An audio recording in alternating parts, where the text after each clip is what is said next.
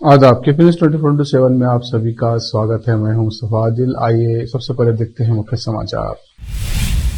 औरादबी के विधायक प्रभु चौहान ने तालुके के सभी गांवों का किया दौरा, स्कूलों का किया निरीक्षण और आंगनवाड़ी केंद्रों पर सुनी जनता की शिकायतें।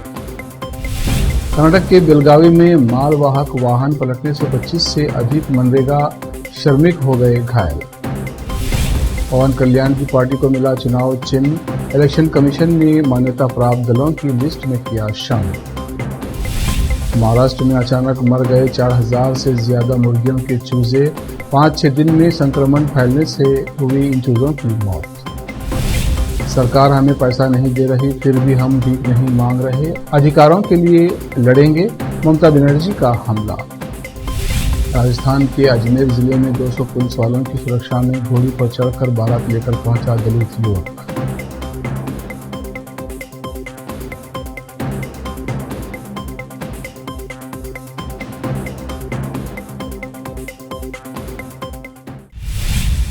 अब समाचार विस्तार से। औराद विधानसभा क्षेत्र के कई स्कूलों में अव्यवस्था दिख रही है।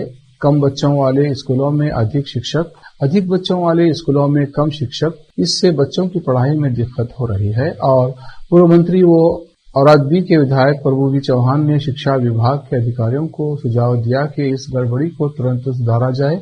22 जनवरी को विधायक प्रभु चौहान ने औरादबी तालुके के गणेशपुरा ए, बोराल, तुलजापुर, एकलारा, कोल्लूर, बरदापुर, लिंगदल्ली के नागुरा एन और नागुरा एम में एक गांव का दौरा किया और स्कूलों का निरीक्षण किया और आंगनवाड़ी केंद्रों पर जनता की शिकायतें भी सुनी और कहा कि गांव भ्रमण के दौरान मैं प्रत्येक विद्यालय में जाकर व्यवस्था का जायजा ले रहा हूं। कई स्कूलों में अव्यवस्था का आलम है।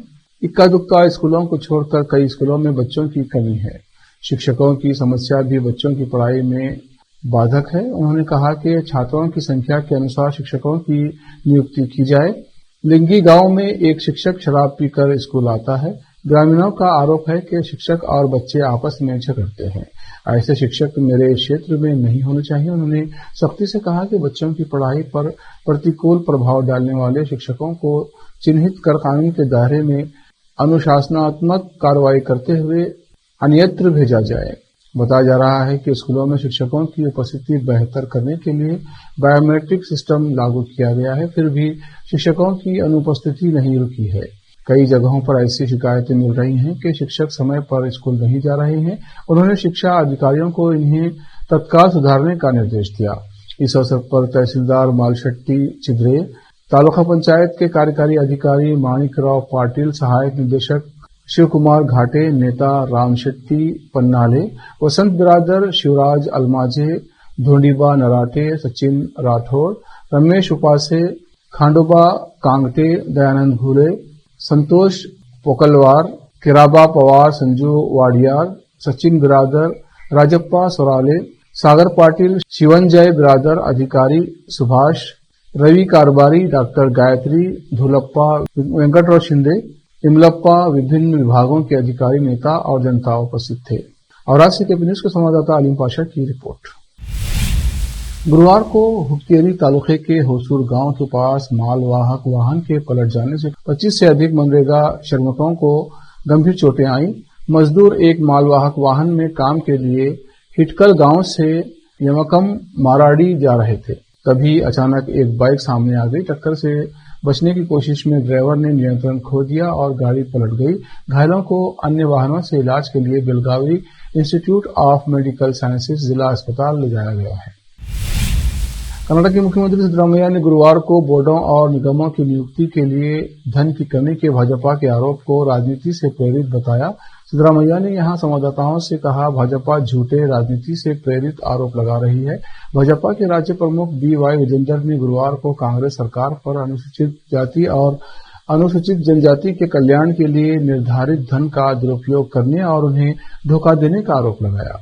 उन्होंने कहा, इससे ऐसी स्थिति भी पैदा हुई है जहां कांग्रेस की सत्ता में आने के बाद से इन समुदाय के दर्द, पीड़ा, दुख और शिकायतों पर ध्यान नहीं दिया गया। आंध्र प्रदेश के डिप्टी सीएम और जनसेना पार्टी के चीफ पवन कल्याण के दल को मान्यता प्राप्त दलों की लिस्ट में शामिल कर लिया गया है। चुनाव आयोग ने जनसेना को चुनाव चिन्ह के रूप में कांच का गिलास साइन दे दिया है। चुनाव आयोग ने जनसेना को आंध्र प्रदेश में मान्यता दी है। इलेक्शन कमीशन ने जनसेना पार्टी के चीफ पवन कल्याण को एक पत्र भेजा है जिसमें मान्यता देने की बात लिखी है। बता दें कि पिछले साल 2024 में हुए आंध्र प्रदेश के विधानसभा चुनाव में पवन कल्याण की जनसेना पार्टी को 100% सफलता मिली थी। पार्टी ने राज्य के इतिहास में एक बड़ा रिकॉर्ड खड़ा कर दिया था।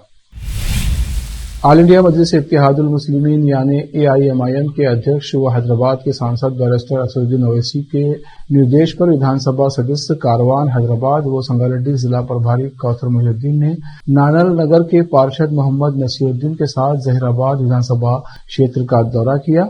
जहीराबाद के मजलिसी अध्यक्ष मोहम्मद अतहर अहमद ने अपनी पार्टी नेताओं के साथ उनका स्वागत किया।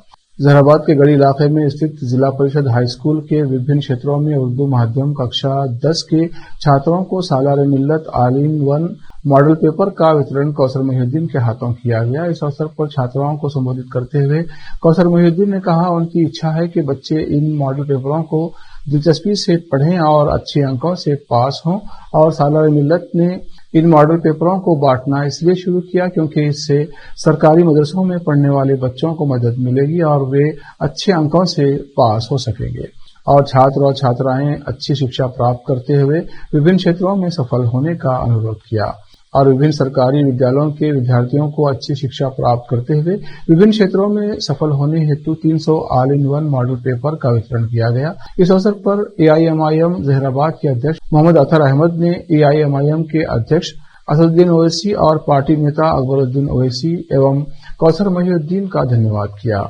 इस अवसर पर शोरा सदस्य मोहिउद्दीन गौरी, ट्रस्टी मोहम्मद रफी, सह मुतामरीन अमीर बिन अब्दुल्ला, शेख इलियास, विभिन्न वार्डों के अध्यक्ष अब्दुल रहीम सैयद मोहसिन, मोहम्मद शफी, मोहम्मद मुजीब, शेख सद्दाम, मोहम्मद यूनुस, पार्टी नेता मोहम्मद शफी, मोहम्मद शरीफ, मोहम्मद फैयाज, गालिब साहब, अब्दुल सत्तार, अब्दुल नबी, अब्दुल वली, मोहम्मद अलीम, शेख अब्बास, इस्माइल आबिद के अलावा बड़ी संख्या में मजलिस कार्यकर्ता मौजूद थे। जहीराबाद से मोहम्मद नेमतुल्लाह की रिपोर्ट।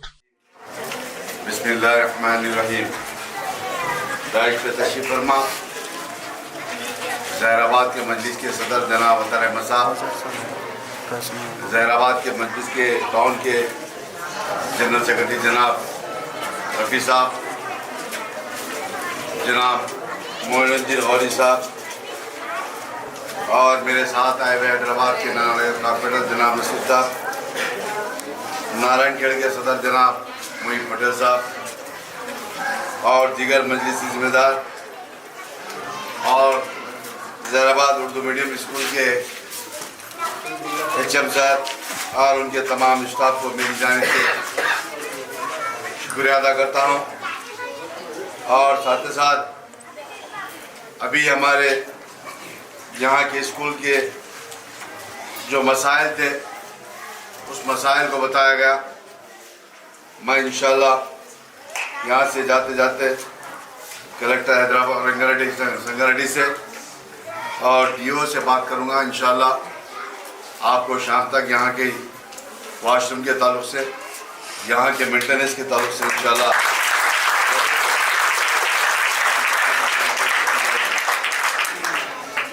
और रहा सवाल आज जो हर साल की तरह इस बार भी सालारे मिल्लत मॉडल पेपर आप तमाम को 10वीं जमात के बच्चों को दिया जा रहा है, जिसके अंदर सालारे मिल्लत मॉडल पेपर मरहूम सदर अलहाज सुल्तान सलाहुद्दीन ओवैसी साहब रहमतुल्लाह अलैह के दौर से लेकर मौजूदा सदर मोहतरम जनाब नखीब मिल्लत बैरिस्टर असदुद्दीन ओवैसी साहब की ज़ेर निगरानी, उनकी राज निगरानी के अंदर इस मॉडल पेपर को तैयार किया गया।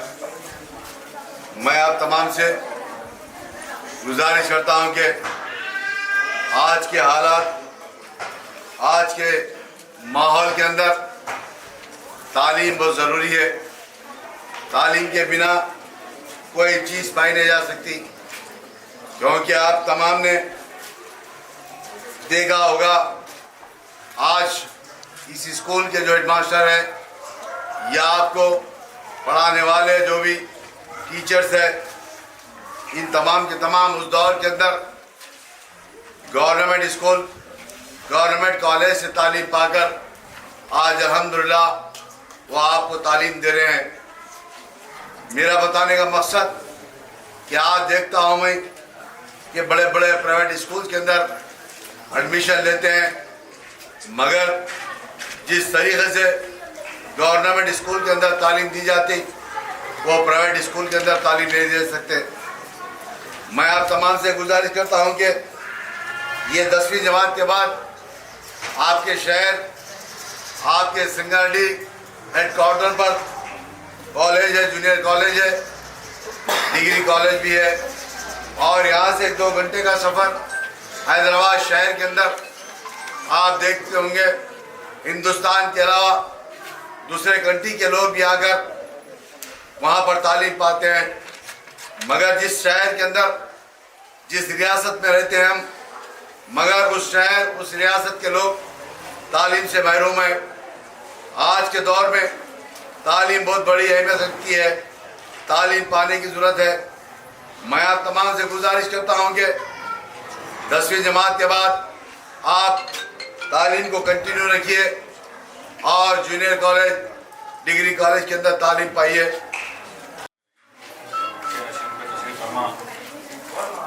जनाब मोहम्मद साहब, असम्बली कारवान जिले संगारेड्डी इंचार्ज, और जनाब मोहम्मद नसीरुद्दीन साहब, कारपोरेटर नानानगर, और हमारे नारायणखेड़ के मस्जिद सर जनाब मोहित पटेल साहब, जनाब मोहम्मद रफीउद्दीन साहब, जनरल सेक्रेटरी दराबाद टाउन, जनाब महीउद्दीन गौरी साहब भुवनेश्वर, और हमारे स्कूल के हेडमास्टर और तमाम मस्जिद के जो हमारे अरकान हैं वो, और खासकर असातिज़ा का और तलबात को अस्सलाम वालेकुम रहमतुल्लाहि व बरकातहू। वक्त एक ब्रेक का, ब्रेक के बाद जल्द लौटते हैं।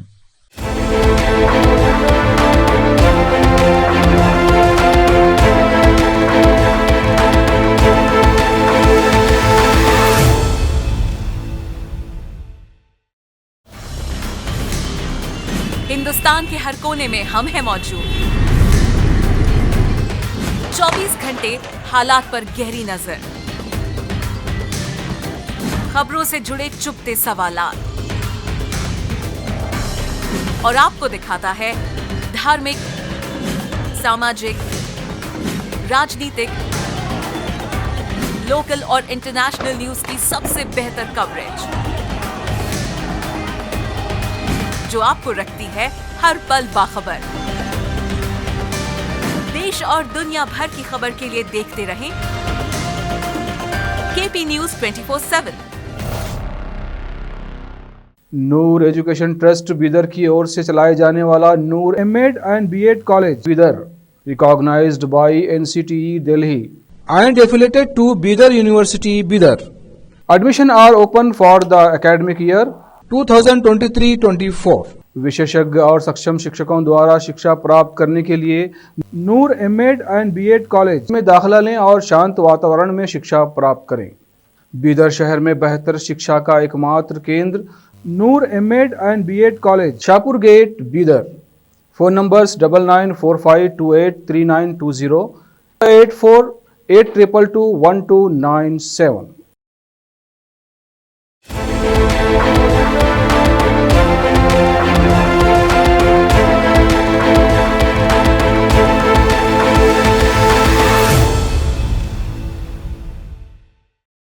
ब्रेक के बाद फिर एक बार आपका स्वागत है। देखते हैं आगे के समाचार।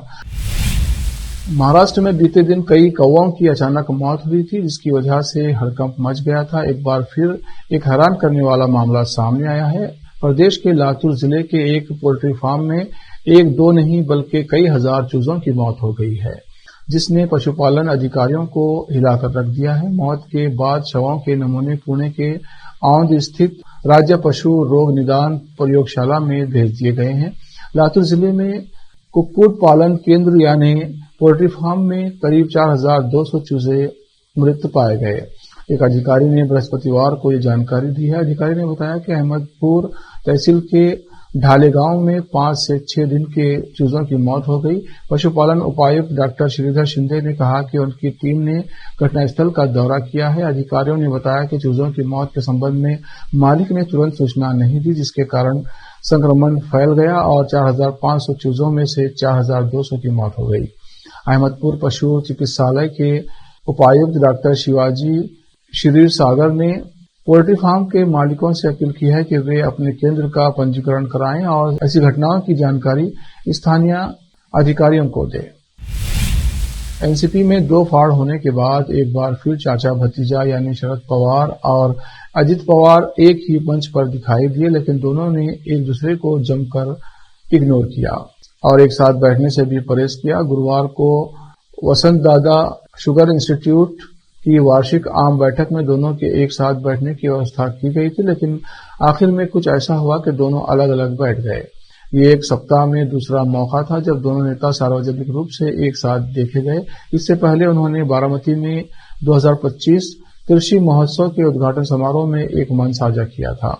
प्रोग्राम में बोलते हुए अजित पवार ने कहा कि अच्छा प्रदर्शन करने वाले किसानों को 10,000 रुपये का पुरस्कार दिया जाता है। आज 10,000 का कोई खास मूल्य नहीं है, इसलिए मेरा अनुरोध है कि इस रकम को बढ़ाकर 1 लाख रुपये किया जाए। बेशक अजित पवार ने मांग की है कि शरद पवार ही फैसला लें कि कब बढ़ोतरी करनी है। शरद पवार ने इस मांग को स्वीकार कर लिया है। बरेली ऑल इंडिया मुस्लिम जमात के राष्ट्रीय अध्यक्ष मौलाना मुफ्ती शहाबुद्दीन रजवी बरेलवी ने साधु संतों के सनातन बोर्ड बनाने की मांग का समर्थन किया है। मौलाना शहाबुद्दीन ने कहा कि सनातन बोर्ड का गठन होना चाहिए। दरअसल ये आवाज सबसे पहले मथुरा के देवकीनंदन ठाकुर ने की थी। मौलाना मुफ्ती शहाबुद्दीन रजवी बरेलवी ने कहा कि वो सनातन बोर्ड के गठन का समर्थन करते हैं और भारत सरकार से मांग करते हैं कि वक्फ बोर्ड के तर्ज पर सनातन बोर्ड का गठन किया जाए। मौलाना ने सनातन बोर्ड के गठन के लिए भारत सरकार को एक प्रक्रिया का सुझाव देते हुए कहा कि भारत सरकार ने पूरे भारत के वक्फ बोर्ड पर उच्च स्तरीय राष्ट्रीय वक्फ काउंसिल बनाई है, फिर राज्य स्तरीय वक्फ बोर्डों का गठन किया है। राज्य स्तरीय बोर्ड राष्ट्रीय वक्फ काउंसिल के अधीन है। बिल्कुल इसी तर्ज पर सनातन बोर्ड का गठन किया जाए, जिससे गरीब, कमजोर और लाचार हिंदुओं की आर्थिक, सामाजिक और शैक्षणिक स्थिति मजबूत हो। मौलाना मुफ्ती शहाबुद्दीन रजवी बरेलवी ने यह भी कहा कि सनातन बोर्ड बनाना देश के लिए बहुत बड़ा काम होगा।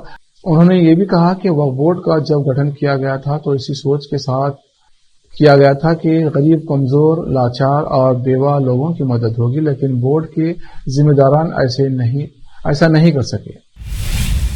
प्रधानमंत्री नरेंद्र मोदी ने गुरुवार को लोगों से विकसित भारत के संकल्प को पूरा करने के लिए एकजुट रहने का आह्वान किया और उन्हें देश को कमजोर करने और इसकी एकता को तोड़ने की कोशिश करने वाली ताकतों से आगाह भी किया। महान स्वतंत्रता सेनानी नेताजी सुभाष चंद्र बोस की जयंती के मौके पर ओडिशा के कटक में आयोजित पराक्रम दिवस कार्यक्रम को वीडियो संदेश के माध्यम से संबोधित करते हुए मोदी ने कहा कि नेताजी का जीवन लोगों के लिए निरंतर प्रेरणा का स्रोत है। उन्होंने कहा कि नेताजी ने आराम का क्षेत्र छोड़ने का विकल्प चुना और देश की आजादी के लिए संघर्ष करना पसंद किया। मोदी ने कहा, नेताजी सुभाष चंद्र कंफर्ट जोन के बंधन में नहीं बंधे। इसी तरह आज हम सभी को विकसित भारत के निर्माण के लिए अपने कंफर्ट जोन से बाहर निकलना है। हमें खुद को दुनिया में सर्वश्रेष्ठ बनाना है और उत्कृष्टता को चुनना है, दक्षता पर ध्यान केंद्रित करना है। उन्होंने कहा कि नेताजी ने देश की स्वतंत्रता के लिए आजाद हिंद फौज का गठन किया और इसमें देश के हर क्षेत्र और हर वर्ग के लोग शामिल थे, जिनकी भाषाएं अलग अलग थीं, लेकिन भावना एक थी और एक थी देश की आजादी। अब वक्त है और ब्रेक के बाद जल्द लौटते हैं। हिंदुस्तान के हर कोने में हम हैं मौजूद।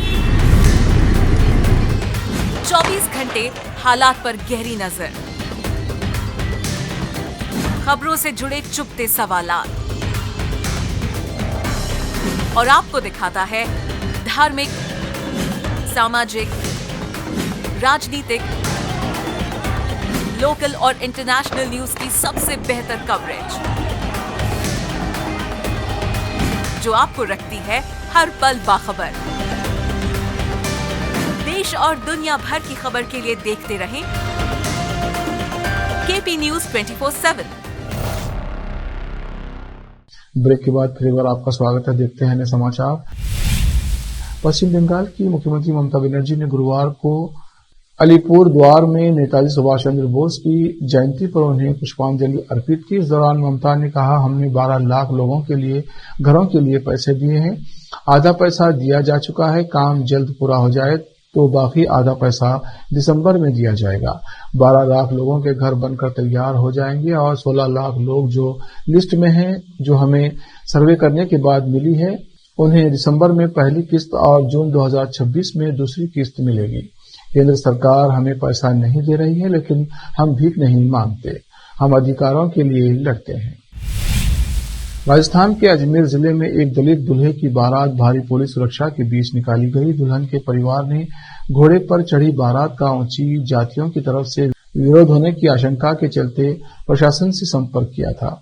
लगभग 200 पुलिस कर्मियों की मौजूदगी ने सुनिश्चित किया कि पारंपरिक दिंडोली समारोह कोई घटना रहित हो। मंगलवार को दूल्हा विजय रेगर अरुणा से शादी करने के लिए घोड़ी पर सवार होकर खोरवाल के लावेरा गांव पहुंचा। अरुणा खोरवाल के परिवार ने गांव में उच्च जाति के स्थानीय लोगों द्वारा संभावित विरोध की आशंका से प्रशासन से संपर्क किया था। प्रशासन ने समारोह के लिए लगभग 200 कर्मियों को तैनात किया।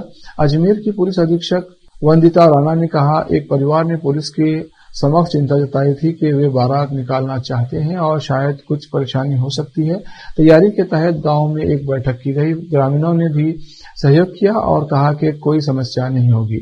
बारात पुलिस सुरक्षा में निकाली गई। अरुणा के पिता नारायण खोरवाल ने मानव विकास एवं अधिकार केंद्र संस्थान के सचिव रमेश चंद बंसल सहित स्थानीय लोगों से भी संपर्क किया था। आखिर में फिर एक बार देखते हैं मुख्य समाचार। और अजमेर के विधायक प्रभुजी चौहान ने तालुके के सभी गांवों का किया दौरा, स्कूलों का किया निरीक्षण और आंगनवाड़ी केंद्रों पर सुनी जनता की शिकायतें। कर्नाटक के बेलगावी में मालवाहक वाहन पलटने से 25 से अधिक मनरेगा श्रमिक हो गए घायल। पवन कल्याण की पार्टी को मिला चुनाव चिन्ह। इलेक्शन कमीशन ने मान्यता प्राप्त दलों की लिस्ट में किया शामिल। महाराष्ट्र में अचानक मर गए 4000 से ज्यादा मुर्गियों के चूजे। 5-6 दिन में संक्रमण फैलने से हुई इन चूजों की मौत। सरकार हमें पैसा नहीं दे रही, फिर भी हम भीख नहीं मांग रहे, अधिकारों के लिए लड़ेंगे, ममता बनर्जी का हमला। राजस्थान के अजमेर जिले में 200 पुलिस वालों की सुरक्षा में घोड़ी पर चढ़कर बारात लेकर पहुंचा दलित युवक।